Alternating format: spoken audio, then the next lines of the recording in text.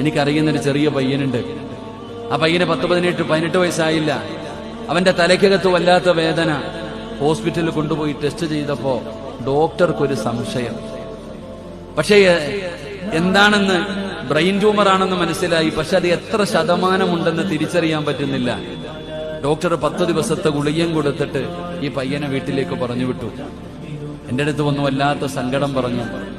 ഞാൻ പറഞ്ഞു, മനസ്സിനൊരു സമാധാനം കിട്ടാൻ മഹാന്മാരുടെ ഖബറുകൾ സിയാറത്ത് ചെയ്യാൻ ഏർവാടി പോയിട്ട് വരാൻ പറഞ്ഞു.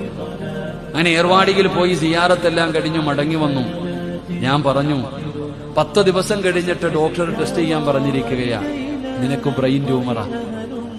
ഞാൻ ആ ഉമ്മയോടും ആ മകനോടും പറഞ്ഞു, നിങ്ങൾക്ക് ബ്രെയിൻ ട്യൂമറാണ്, പേടിക്കൊന്നും വേണ്ട.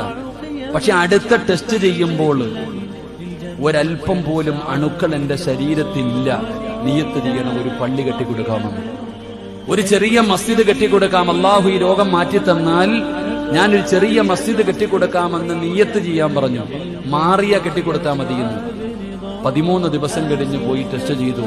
ഡോക്ടർ 2 റിസൾട്ടും എടുത്തിട്ട് പറയുന്നു, ആദ്യത്തെ റിസൾട്ടിൽ 68% ഉണ്ടായിരുന്നു, രണ്ടാമത്തെ റിസൾട്ടിൽ ഒരു അംശം പോലുമില്ല. ഇതാണ് സദഖ.